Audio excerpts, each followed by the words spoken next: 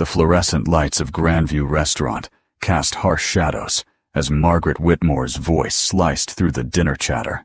"She stole my diamond ring." Her finger pointed directly at Maya Williams, a black woman whose hands trembled as she clutched a cleaning rag. 6 years of perfect service, never a complaint. And now this wealthy customer was destroying her career with false accusations.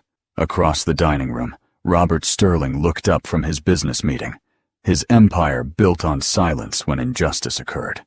As Maya bent to gather her belongings with quiet dignity, light caught the emerald heart pendant at her throat. Robert's world stopped, his face going pale as if he'd seen a ghost from his past. But Maya had no idea that her worst day was about to become the beginning of everything she'd never dared to dream. The evening rush at Grandview Restaurant moved with choreographed precision. Servers weaving between tables laden with crystal glasses and silver cutlery. Maya Williams balanced 3 plates on her arm with practiced ease, her smile genuine despite the ache in her feet from another 14-hour shift. The emerald heart pendant at her throat caught the ambient lighting as she moved, a small piece of her mother's memory that she never removed. 6 years she had worked these floors, building relationships with regular customers, earning respect through consistency and grace. Tonight felt no different from any other Wednesday until Margaret Whitmore arrived with her usual air of entitlement and thinly veiled contempt. Margaret settled into her preferred corner booth, the one with the best view of the restaurant's main dining area, where she could survey her domain like a queen observing her subjects. Her husband's political connections had made her accustomed to deference, to having people bend to her will without question. Maya approached with professional courtesy, her voice warm despite the cold reception she always received from this particular customer. "Good evening, Mrs. Whitmore. Would you like to start with your usual?" Margaret barely glanced up from her phone, dismissing Maya with a wave of her hand, as if shooing away an insect. The disrespect was palpable, but Maya maintained her composure, having learned long ago that dignity was something no one could take from her. Across the restaurant, Robert Sterling occupied the power table near the window, his own successful presence commanding attention without effort. At 55, he had built Sterling Technology from nothing, transforming himself from Bobby Washington of East Atlanta into one of the city's most influential black entrepreneurs. His companion, a potential investor in his latest venture, spoke animatedly about market projections, while Robert nodded absently, his attention drawn to the subtle dynamics playing out across the dining room. He watched Maya's interactions with customers, noting her professionalism, her quiet strength, the way she handled even difficult patrons with grace. Margaret deliberately placed her diamond ring on the table beside her water glass, making a show of removing it, as if it were too heavy for her delicate fingers. The gesture appeared casual, but Maya noticed the way the woman's eyes tracked every movement, cataloging each detail. Something felt wrong about the interaction, a tension that made Maya's instincts sharpen. She completed her service quickly, keeping her hands visible, her movements deliberate and witnessed. Years of working in service had taught her to protect herself from false accusations, to always maintain professional boundaries with customers who viewed her as less than human. The ring disappeared into Margaret's purse as Maya moved on to other tables, but the setup was already in motion. 10 minutes later, Margaret's voice exploded across the restaurant with theatrical outrage, her accusation cutting through conversations and bringing all eyes to their corner of the room. "She stole my diamond ring! I saw her take it when she was serving my table." The words hung in the air like poison, transforming the elegant atmosphere into something ugly and uncomfortable. Every face turned toward Maya, who stood frozen in the center of the dining room, her dignity intact, but her world crumbling around the edges. Mrs. Henderson, the restaurant manager, materialized at Margaret's side, with the speed of someone who had spent years protecting the establishment's reputation above all else. Her face was flushed with panic and indignation, her loyalty automatically aligning with the customer who could damage their Yelp rating rather than the employee who had never given her cause for concern. "Mrs. Whitmore, I am so sorry about this incident. We will handle this immediately." She turned to Maya with cold efficiency, her decision already made before any investigation could occur. The weight of institutional bias pressed down on the moment, crushing truth beneath the need to appease wealth and power. Robert watched the scene unfold with growing unease, recognizing the coded language and practiced prejudice that he had encountered throughout his own rise to success. Margaret's accusations carried undertones that went beyond simple theft, language carefully chosen to paint Maya as inherently untrustworthy, someone whose word could never carry the same weight as that of a respected white customer. The familiar sick feeling in his stomach reminded him of every time he had chosen silence over justice, business relationships over moral courage. This moment demanded action, but Robert remained seated, protecting his image, while another person's life was destroyed. The investigation lasted less than 5 minutes, a perfunctory exercise designed to demonstrate due diligence while reaching a predetermined conclusion. Margaret's ring was discovered in her own purse, exactly where Maya knew it had been placed, but the damage was already done. Mrs. Henderson's face barely registered the revelation, her primary concern remaining the satisfaction of her VIP customer, rather than justice for her employee. "Pack your things, you're done," she announced to Maya with cold finality, the words carrying 6 years of dedicated service into the trash without ceremony or consideration. Maya bent to retrieve her fallen apron, her movement slow and deliberate as she processed the magnitude of what had just occurred. The emerald heart pendant swayed gently as she moved, catching the restaurant's lights and reflecting them like tiny stars against the darkness of her uniform. This small piece of jewelry had been her mother's most precious possession, a symbol of love that transcended poverty and hardship. Grace had pressed it into her daughter's hands with words of strength and hope, never imagining that it would one day become the key to unlocking a family secret buried in 20 years of guilt and shame. Robert's breath caught in his throat as the light illuminated the pendant, his mind racing backward through decades of regret and searching. The emerald heart was identical to one he had given his sister Grace when she turned 16, a promise that he would always be there for her no matter what life brought their way. But that promise had been broken by pride and ambition, by his transformation from Bobby Washington into Robert Sterling, by choices that had cost him everything that truly mattered.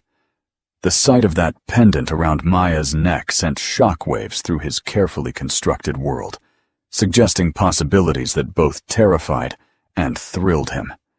As Maya gathered her belongings with quiet dignity, Robert abandoned his $1 million business meeting without explanation, his feet carrying him toward a reckoning he had avoided for 2 decades. The restaurant's elegant atmosphere faded into background noise as he followed Maya toward the exit, his heart pounding with a mixture of hope and dread. 20 years of searching, 20 years of guilt, 20 years of wondering what had happened to Grace might finally find resolution in this moment of unexpected recognition. Behind him, his business associate called out in confusion, but Robert had already crossed the threshold from his old life into whatever awaited him on the other side of truth. The sidewalk outside Grandview Restaurant felt like a different world, where the harsh fluorescent lights gave way to the softer glow of street lamps and the muffled sounds of evening traffic. Maya stood at the corner, her uniform still crisp, despite the chaos she had just endured, her hands steady as she folded her apron with mechanical precision. The emerald heart pendant caught the ambient light from passing cars, its surface reflecting fragments of a life that had just been shattered by prejudice and false accusations. She had weathered storms before, but losing this job meant more than financial hardship. It meant explaining to 8-year-old Elena why Mommy wouldn't be bringing home stories from work anymore, why their modest apartment might become even more difficult to maintain. The sound of expensive shoes on concrete made her look up, and she found herself facing a well-dressed black man whose presence commanded attention even on a non-empty sidewalk. Robert Sterling approached with careful steps, his usual confidence replaced by something that looked remarkably like vulnerability. His eyes were fixed on the pendant at her throat, with an intensity that made Maya instinctively step backward, her natural caution heightened by a lifetime of learning that wealthy people, regardless of color, often wanted something from those who had less. "Excuse me," Robert began, his voice carrying a tremor that seemed foreign to a man accustomed to boardroom authority. "That pendant, where did you get it?" Maya's intelligent eyes assessed the stranger before her, noting the quality of his suit, the way he carried himself, the careful modulation of his voice that spoke of education and privilege. She had learned to read people quickly in her years of service work, and this man radiated success while simultaneously projecting an almost desperate need for something she couldn't identify. "I'm sorry, but I don't think that's any of your business," she replied with polite firmness, her mother's training in dignity asserting itself even in this moment of professional devastation. The pendant felt warm against her skin, a tangible connection to Grace Williams, the woman who had raised her to stand tall regardless of circumstances. Robert's face crumpled slightly at her response, and for a moment the successful entrepreneur disappeared, replaced by someone who looked haunted by old ghosts and buried regrets. "Your mother," he whispered, his voice barely audible above the city noise. Was her name Grace? Grace Washington. The question hung between them like a bridge across 20 years of separation and silence. Maya felt the world shift slightly on its axis as she processed his words, her mind racing through memories of her mother's stories, the fragments of family history that Grace had shared in quiet moments before bedtime. "Grace Washington died 10 years ago," Maya said slowly, her voice steady despite the emotions beneath. "She was my mother." The simple statement carried a lifetime of love and loss. Robert's knees seemed to buckle slightly, his successful facade cracking. "She's gone?" he asked, voice breaking. "When? How?" The questions tumbled out with desperate urgency. Maya studied his face, noting the genuine anguish that no amount of acting could fake, the way his hands trembled as he processed her revelation. "Car accident," she said quietly, watching as each word landed like a physical blow. She was driving to her third job, exhausted from working 18-hour days to keep us afloat, and the harsh reality of her mother's final years hung between them, a testament to the choices that had led to this moment of recognition and reckoning. Robert's face contorted with pain as he absorbed the details, understanding finally dawning that his sister had died in poverty while he lived in luxury just miles away. "She wrote to me," Robert confessed, his voice barely above a whisper. "When she got sick, when she needed help, she wrote letters begging for assistance, and I—" His words trailed off as the magnitude of his failures crashed over him like a wave. Maya felt something cold settle in her stomach as she processed his admission, the realization that her mother's struggles might have been preventable if family had chosen love over pride. "You're Bobby," she said, not a question, but a statement of recognition. She talked about Bobby Washington all the time, wondered why her big brother never wrote back. The name hit Robert like a physical blow, reminding him of who he'd been before success transformed him into someone his sister couldn't reach. "I changed my name to Sterling when I got successful," he admitted, shame evident. "I was embarrassed by where we came from, afraid that helping her would make me look weak to my business partners." The confession hung between them like an accusation. 20 years of choosing reputation over family loyalty finally spoken aloud. Maya felt a mixture of rage and pity wash over her as she understood the full scope of her uncle's betrayal, the way fear and social climbing had cost her mother the support she desperately needed. "You let my mother die because you were embarrassed by us," Maya stated with quiet fury, her voice carrying the weight of every struggle Grace had endured alone. "She worked 3 jobs to keep us alive while you lived in a mansion, choosing white approval over black family." The accusation was precise and devastating, cutting through Robert's justifications to expose the ugly truth at the heart of his success. He had traded his sister's life for social acceptance, sacrificing the bonds that should have mattered most for the approval of people who would never truly accept him, regardless of his wealth. Robert's world collapsed inward as he faced the full measure of his choices, understanding finally that all his philanthropy and community involvement could never undo the one failure that mattered most. "I spent 10 years looking for her," he said desperately, wanting to apologize, to make things right. But Maya's expression remained unmoved by his belated attempts at redemption. 10 years too late," she replied with devastating precision. "She died calling your name, hoping until the end that her brother would remember he had a sister." The words cut deeper than any business failure ever could, exposing the hollow core of success built on the foundation of abandoned family. Maya straightened her shoulders, her mother's strength flowing through her as she faced this man who had caused so much pain through his choices. "If you want to prove we're family, take a blood test," she said, with clear-eyed determination. "But know that money cannot purchase forgiveness, and wealth cannot buy back 20 years of abandonment." Her ultimatum carried the weight of moral authority, the power of someone who had never compromised their values for social advancement. Robert nodded numbly, understanding that this was his last chance for redemption, his final opportunity to honor the sister he had failed so completely in life. The medical clinic's waiting room buzzed with quiet efficiency, its sterile walls designed to calm nervous patients.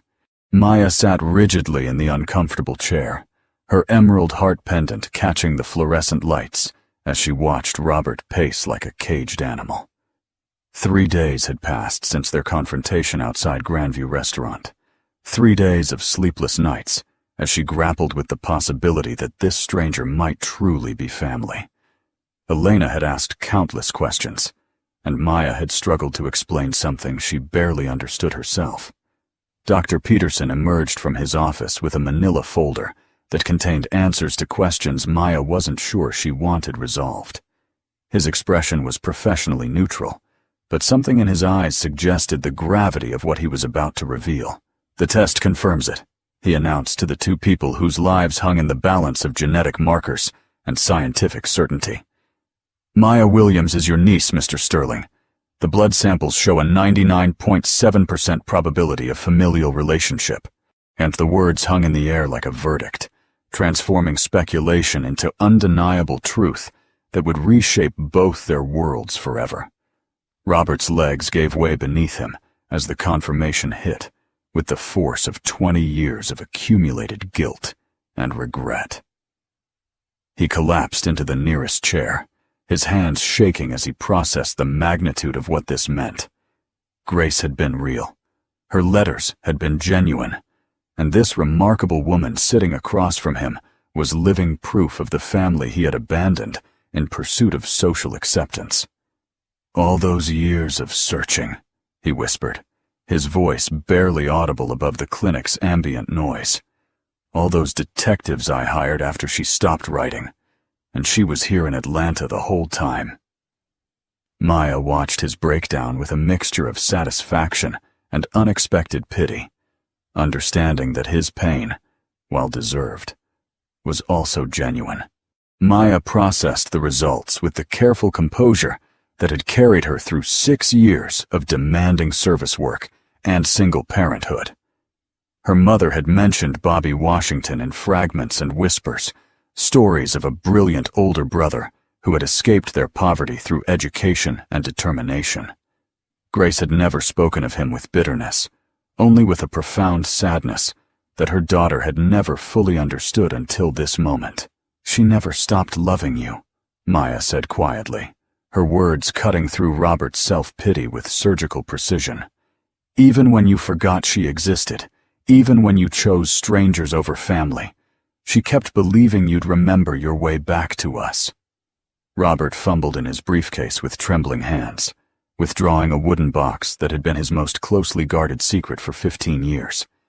Inside lay dozens of letters in Grace's familiar handwriting, each one a testament to love that had been ignored. "I kept every letter she sent," he confessed, voice thick with emotion. "I read them when they arrived, planning to respond when the timing felt right." Maya's eyes widened as she took in the volume of correspondence, understanding the scope of her mother's attempts to maintain family connection. The earliest letters radiated pride and joy, filled with news of Maya's first steps, first words, academic achievements, and small triumphs that Grace had wanted to share with the brother she remembered. "Maya got all A's this semester, Bobby. She's so smart, just like you were. I wish you could see her science project about the solar system." Maya's throat tightened as she read her mother's words, feeling the love and hope that had motivated every carefully crafted sentence.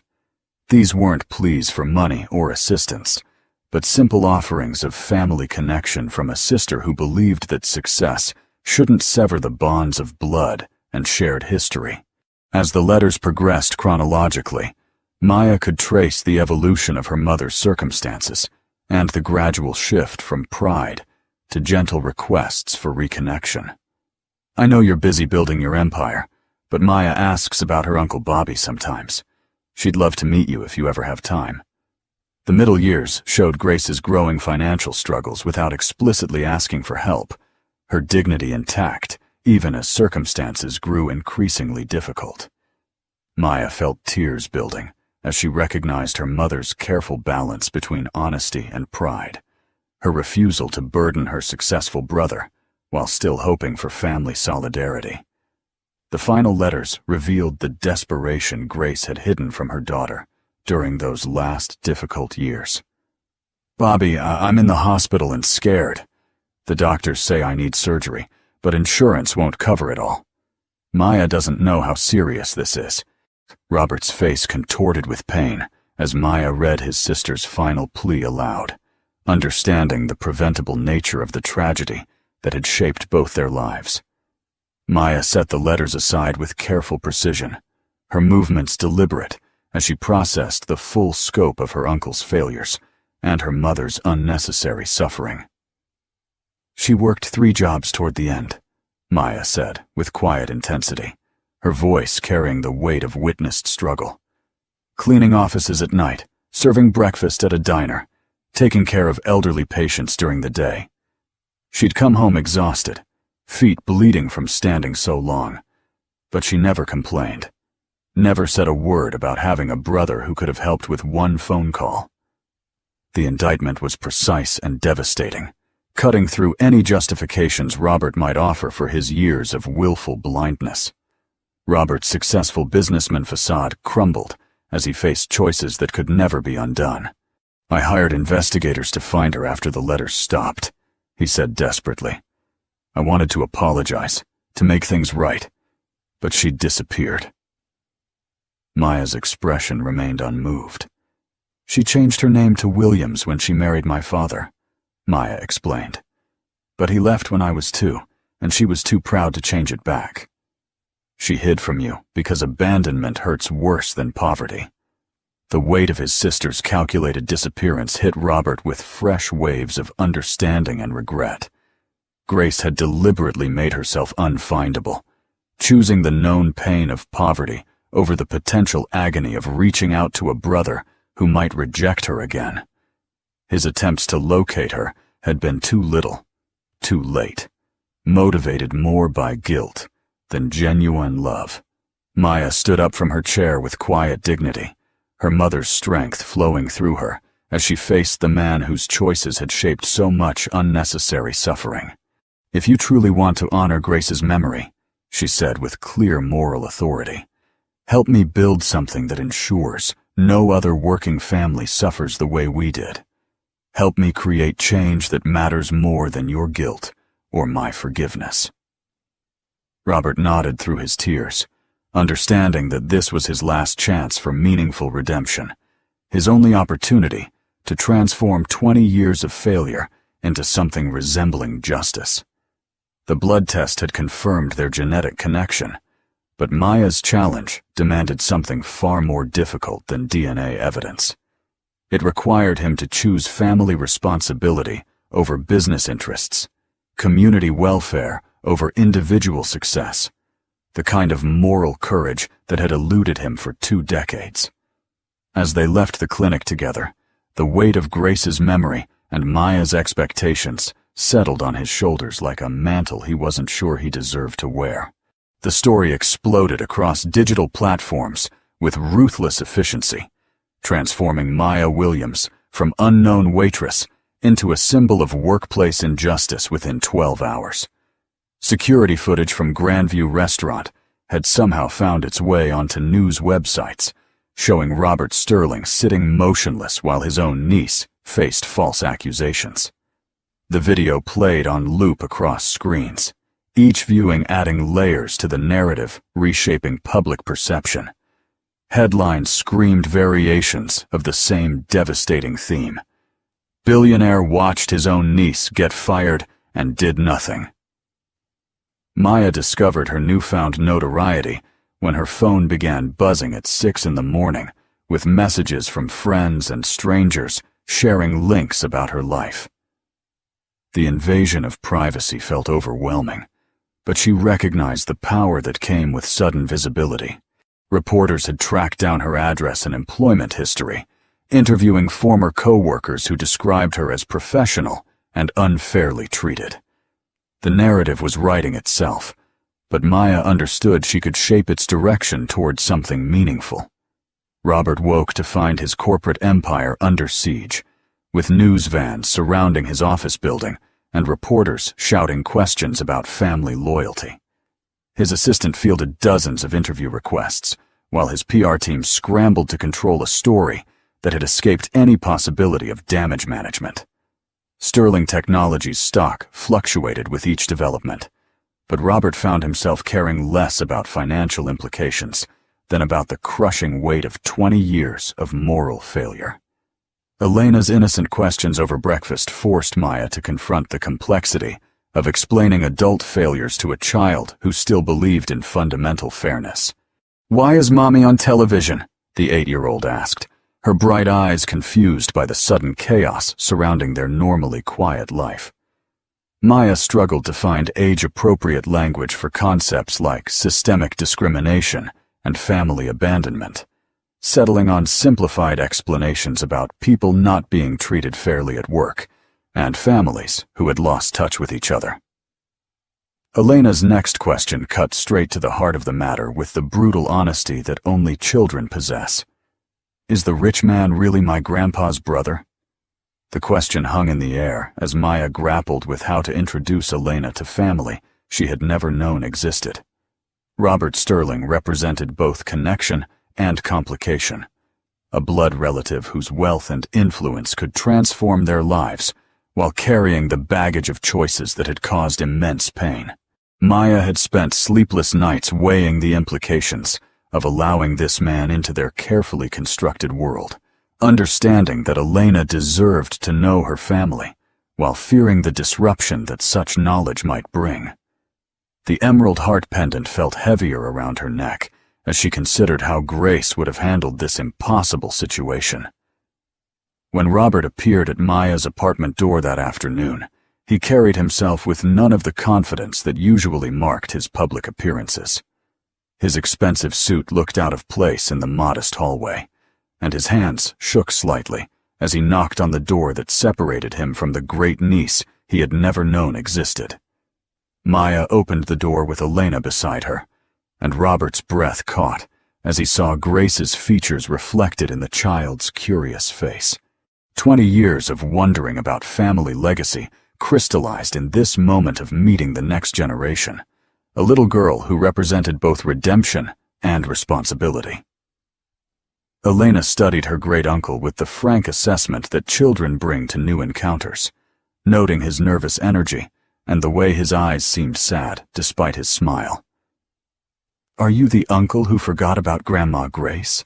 she asked with devastating directness, her question cutting through any possibility of polite pretense. Robert knelt to her eye level, his voice gentle, despite the pain her words caused. "Yes, sweetheart," he admitted with honest remorse. "I made the biggest mistake of my life by forgetting about family, when I should have remembered that love matters more than anything else." Elena considered his response with the gravity of someone much older, then surprised everyone by reaching out to touch his hand in a gesture of forgiveness that adults rarely manage. The viral nature of their story had created a platform that Maya recognized as both opportunity and responsibility, a chance to transform personal pain into broader social change. She spent hours crafting a response that would honor her mother's memory while addressing the systemic issues that had made Grace's struggles possible. The video she recorded outside Grandview Restaurant was carefully planned, her words chosen to educate rather than simply entertain, to inspire action rather than mere sympathy. "What happened to me happens to working people every day," she began, her voice steady despite the emotional weight of speaking publicly about private pain. Maya's message resonated because it connected individual experience to universal themes of dignity, fairness, and the right to earn a living without facing discrimination or false accusations. She spoke about her mother's work ethic, the pride Grace had taken in providing for her family, despite overwhelming challenges, and the preventable nature of tragedies that occur when success becomes divorced from community responsibility. The video gained millions of views, not because of its production value, but because of its authentic voice and clear moral vision, transforming Maya from victim to advocate in the span of a single powerful statement. Margaret Whitmore found herself at the center of unwanted attention as her role in Maya's firing became public knowledge, her husband's political connections suddenly feeling like liabilities rather than assets. The woman who had casually destroyed a working mother's livelihood now faced questions about her character and judgment. Her social media accounts flooded with comments from people who had experienced similar treatment from customers who believed their wealth entitled them to abuse service workers. Her attempts at damage control felt hollow and self-serving, lacking the authenticity that had made Maya's response so compelling. Mrs. Henderson discovered that institutional bias carries consequences when exposed to public scrutiny. Her employment at Grandview Restaurant terminated by owners who recognized that association with discriminatory practices posed a greater threat than losing any individual manager. The swift justice felt satisfying to those who had watched Maya's humiliation, but Maya herself focused on the broader implications of holding systems accountable, rather than celebrating individual punishments. She understood that real change required addressing the structures that enabled such treatment, rather than simply removing the people who implemented those structures. As the story continued to evolve, Maya received messages from workers across the country who had experienced similar injustices, but lacked the platform to share their experiences. Their stories reinforced her understanding that her situation was part of a larger pattern of workplace discrimination, demanding systemic solutions. The Emerald Heart pendant now felt like a symbol of responsibility, connecting her to both her mother's memory and the broader community of people who deserved dignity in their working lives. Robert watched Maya's transformation with pride and shame, understanding that her moral clarity highlighted his own years of choosing silence over action. Maya walked through the front doors of Grandview Restaurant, wearing a crisp navy blazer and carrying a leather portfolio containing the deed of ownership signed that morning. The familiar space looked different from this new perspective. No longer the workplace where she had served others, but the establishment she now controlled. Mrs. Henderson's face drained of color when she spotted Maya approaching, her confident stride sending a clear message about the power shift that had occurred. The other servers watched with anticipation, understanding that justice was finally arriving in a form they had never dared imagine. "You can't be here," Mrs. Henderson stammered, her voice lacking the authority she had wielded so carelessly just days before. "I'll call security." But Maya's smile carried the quiet confidence of someone who had discovered her own strength through adversity, her response measured and professional, despite the personal satisfaction of this moment. "Actually, I own this establishment now," she announced, holding up the legal documents that transformed her from terminated employee to business owner in a single transaction. "And Mrs. Henderson, your employment is terminated effective immediately. Please gather your personal belongings and exit the premises." The reversal was swift and decisive, but Maya delivered it without cruelty, understanding that dignity should be maintained even when dispensing justice. The restaurant's transformation began immediately as Maya implemented changes that reflected her values and experience as both worker and leader. She promoted Dolores Martinez, a skilled server who had worked at Grandview for 8 years without recognition or advancement, to the position of general manager based on merit rather than favoritism.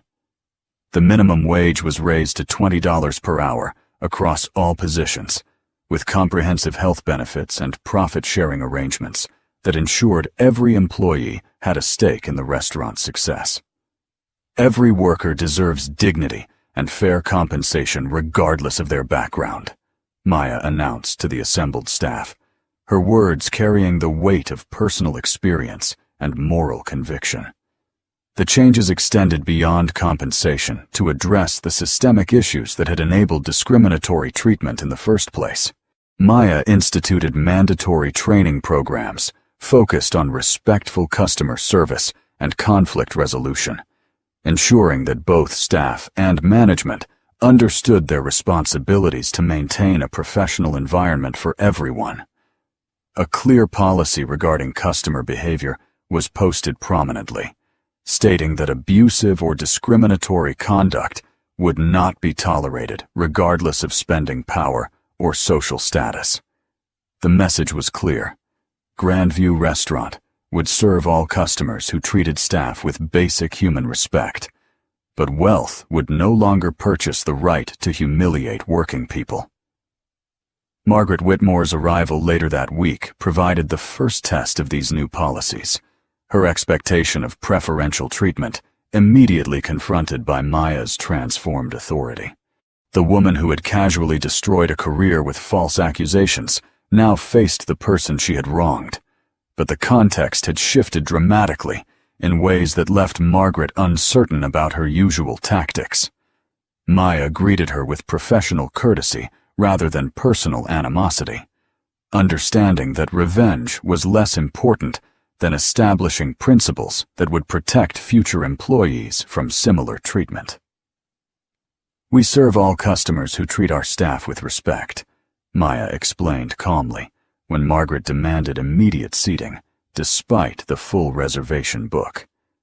Margaret attempted to leverage her social connections, but these tools had lost effectiveness in the face of Maya's moral authority and public support. "Do you know who I am?" she demanded with indignation. Maya's response was measured. "I know exactly who you are and what you did.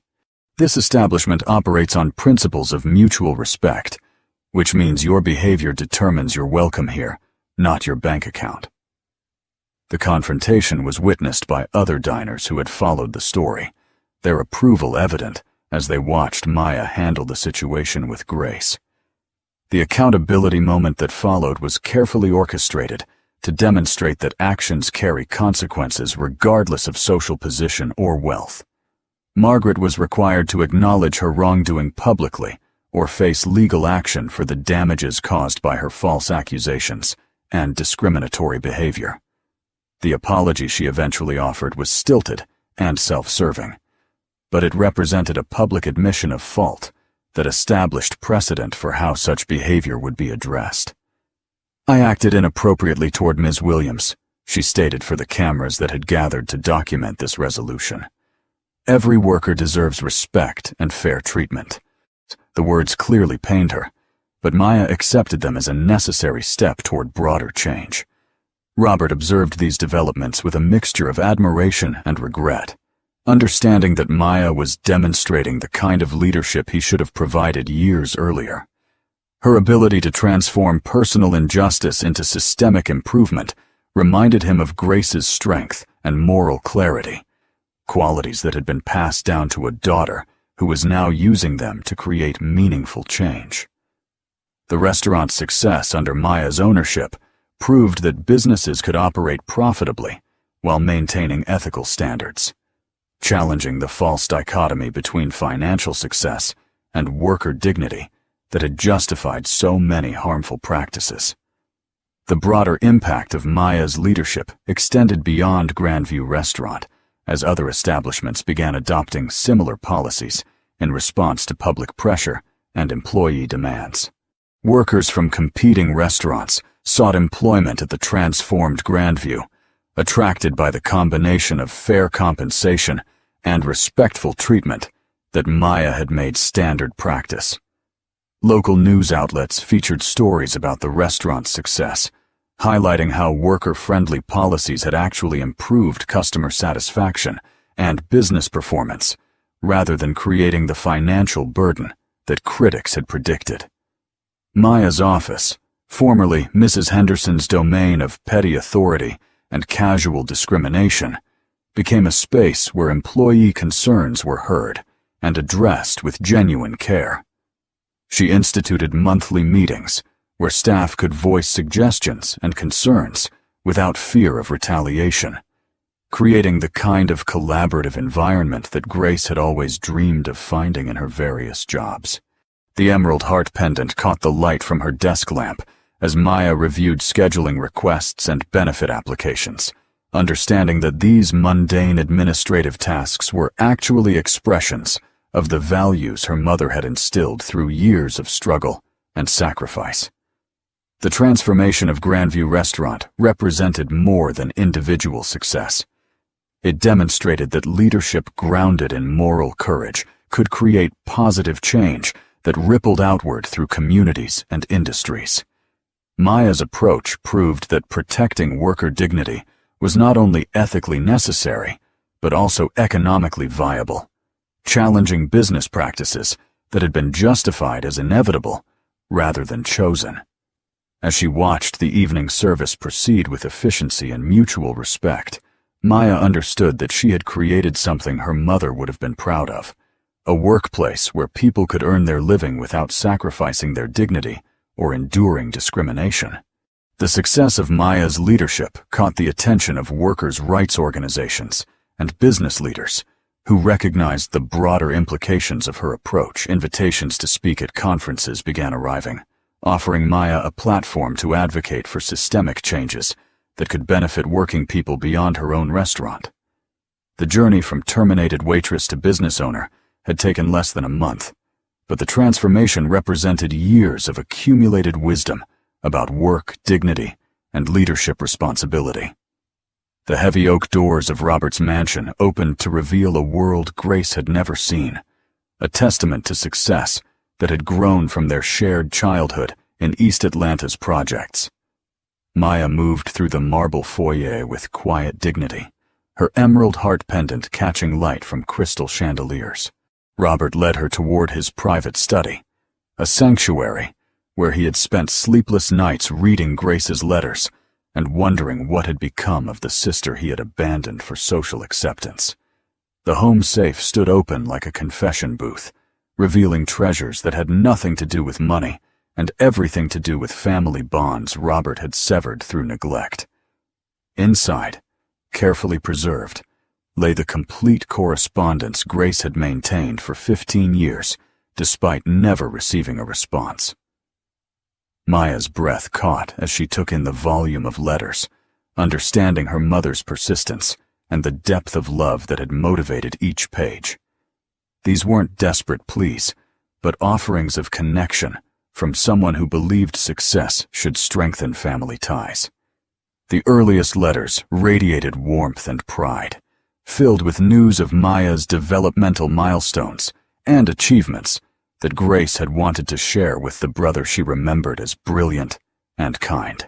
"Maya got all A's this semester, Bobby. She's so smart, just like you were in school. I wish you could see her science project about the solar system. She explained how gravity works better than I ever could." Maya's throat tightened as she read her mother's words, feeling the love and hope that had motivated every sentence. These weren't requests for financial assistance, but simple offerings of family joy, evidence that Grace had never stopped believing in the power of shared celebration and mutual pride.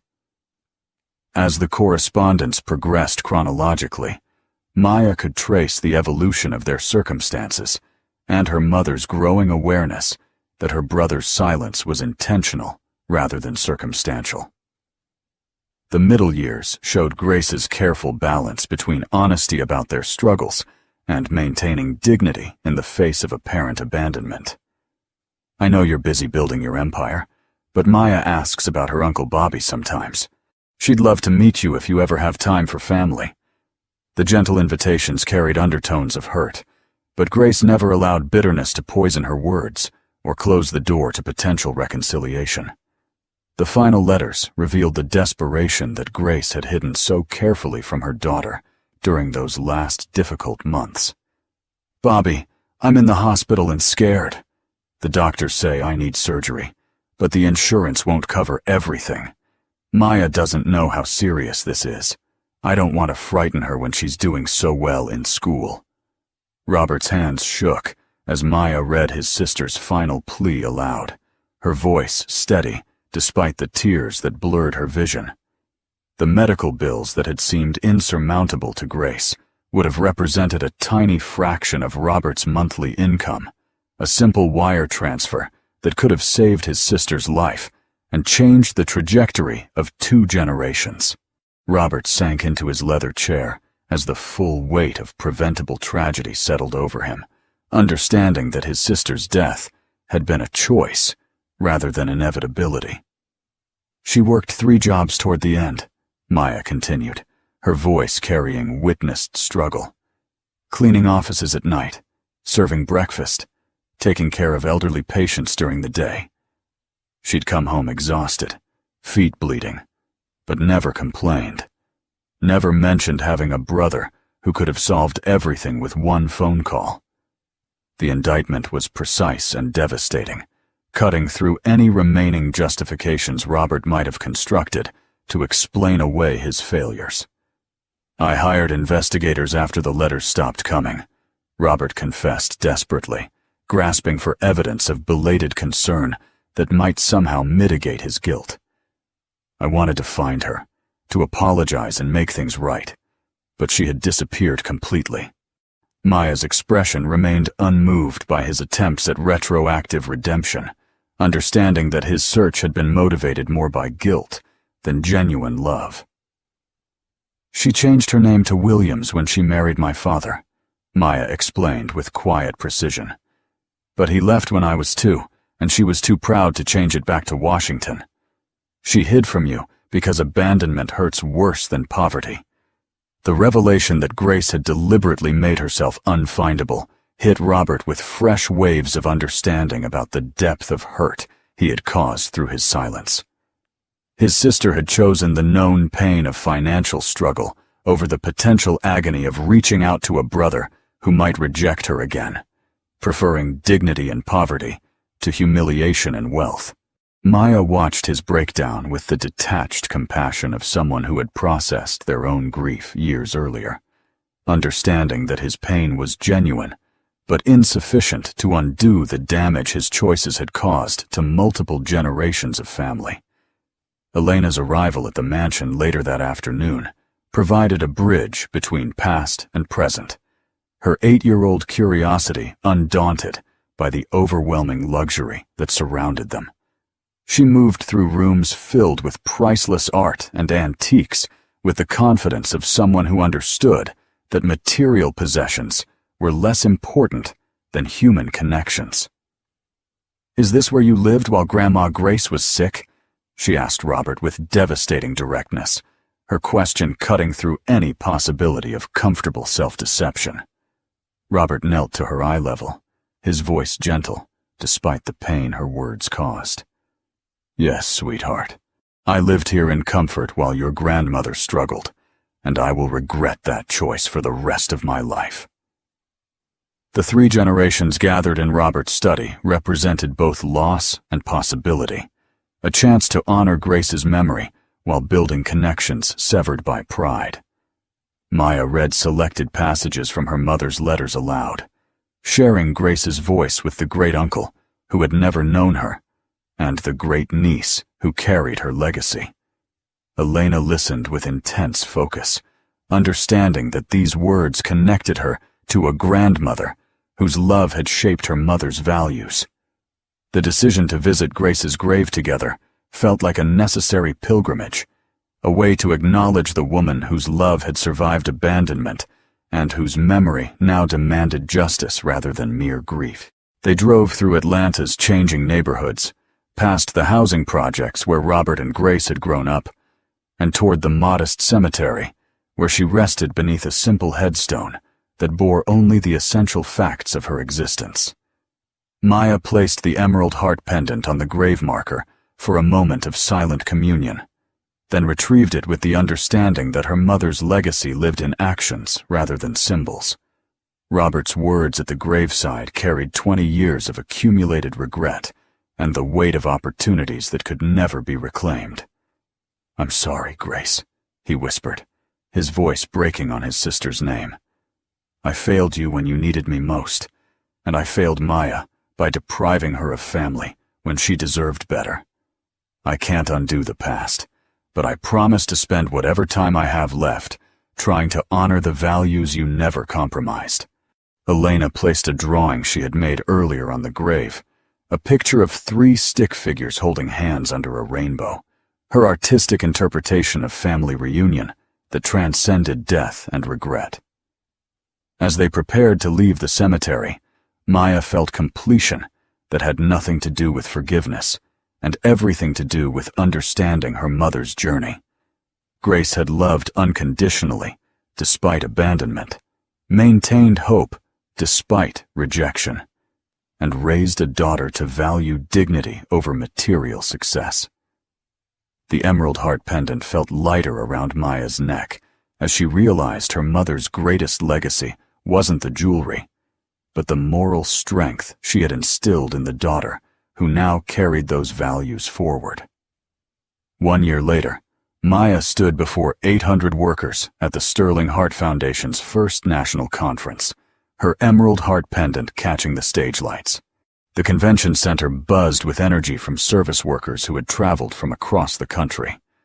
Maya's transformation from terminated waitress to national advocate still felt surreal, but the faces confirmed that individual stories could spark collective action. Grace Washington Williams died because healthcare was treated as a luxury she couldn't afford, Maya began. Today, we ensure that never happens to another working family.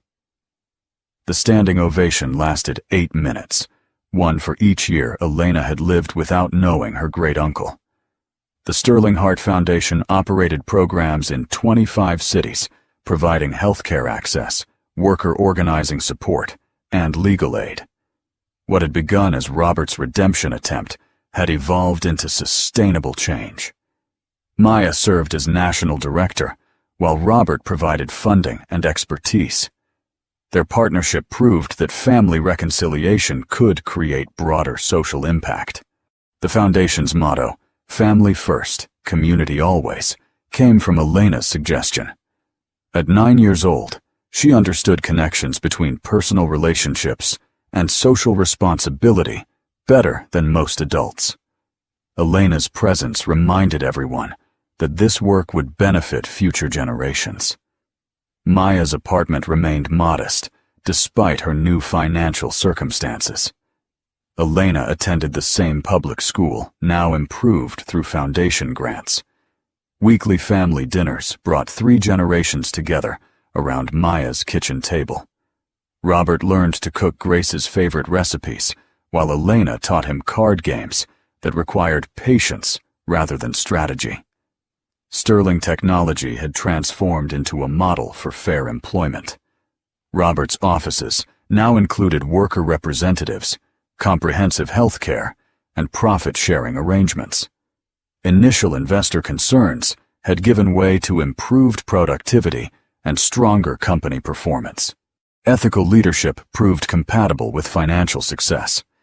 The annual Grace Washington Williams Memorial Scholarship Dinner became Atlanta's premier fundraising event for working families. Maya's speeches wove together personal narrative and policy advocacy, showing how individual stories could illuminate broader inequality patterns while inspiring concrete action toward solutions. Maya's advocacy influenced workplace cultures throughout the service industry. Restaurant workers reported increased respect from customers who understood their humanity. Management practices like wage theft and scheduling manipulation faced new scrutiny from employees and customers who recognized exploitation when they saw it. Elena's relationship with Robert had evolved into genuine affection. She called him Grandpa Bobby, using his original name to bridge his past identity with current family commitment. Saturday morning cooking sessions became opportunities for Robert to share Grace's childhood stories while learning about Elena's school projects and friendships. The transformation of Grandview Restaurant into a worker-owned cooperative inspired similar conversions throughout Atlanta. Maya retained ownership, but gradually transferred operational control to employees who understood daily challenges better than external managers. The cooperative's success attracted attention from business schools studying worker empowerment models. Maya's return visits to East Atlanta, where Grace and Robert grew up, provided opportunities to witness the foundation's community impact.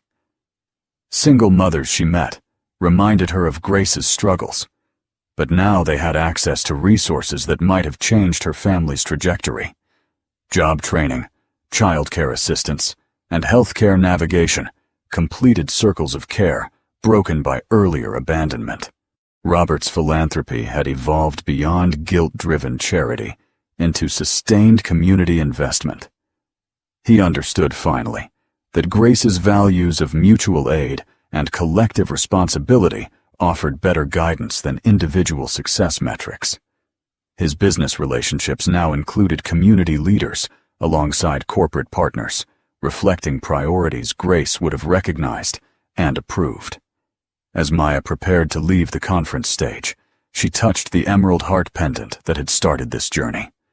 The jewelry that once represented her mother's hidden past now symbolized love that had survived abandonment to inspire a movement toward dignity. Grace's influence lived on through the daughter who had transformed personal pain into collective healing. The evening's final image showed 3 generations standing together, Elena holding a drawing of workers linking hands across racial lines. Maya's journey from terminated waitress to national advocate was complete, but the movement would continue through countless people who had discovered their power to demand dignity and create change. In the audience, workers who had never spoken up before volunteered for organizing campaigns, understanding that Maya's story was also their story, and that together they could build the world Grace had dreamed of.